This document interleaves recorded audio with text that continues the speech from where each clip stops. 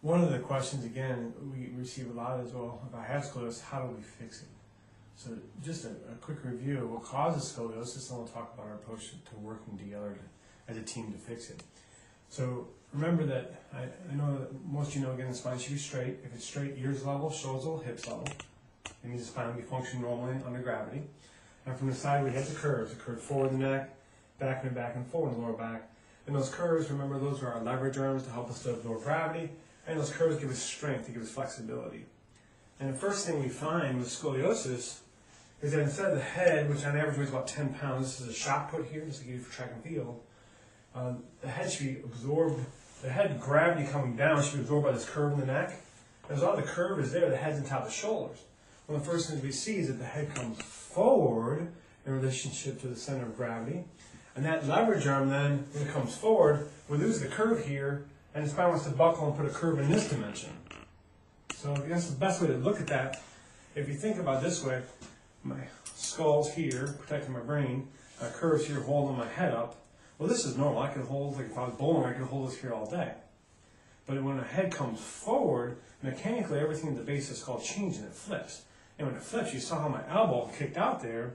My elbow kicks out, and you see my hand even shaking, trying to hold this bowling ball up here. And this, by the way, only weighs 8 pounds. Imagine how hard your neck has to work. But this leverage arm was developed here to help to hold this ball out here. If I put my head back, top of shoulder, that curve back in there, I can hold it upright again. The same thing happens when we have the head on top of shoulders. Again, that good curve there to hold it up. When we come here, we lose that curve, and then that's when we start to buckle and put the curve in this dimension. And that will start to create the high shoulder, the high hip, and the head tilt. So the first thing we need to do, it makes sense then, if that starts to cause the problem, the first thing we need to do is fix the curve in the neck. And there's all different ways we need to correct it. Everyone's different. All of our treatment plans are based on need of each individual person we see. One of the things we see also is that as the head comes forward in this dimension, now my spine wants to buckle in this dimension. It starts to take the path of least resistance and starts to rotate. So the spine, as we know, should be straight. And as the head comes forward, and the hips start to twist, and the head starts to tip, and you see in the middle how it starts to buckle. And it does that to create less mechanical tension on the central nervous system.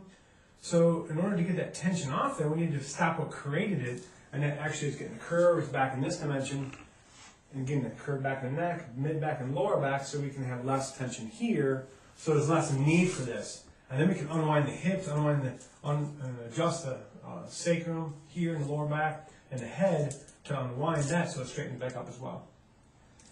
And we do this through very specific adjustments. We measure our x-rays down to half a degree, half a millimeter, so we know exactly what we need to know for each individual person. And then we decide based on those x-rays, based on posture and all kinds of different testing we do, what the person needs. And based on those needs, then we develop a specific treatment plan with protocols and rationale for why and how we're going to do what we need to do to help you achieve your optimal potential.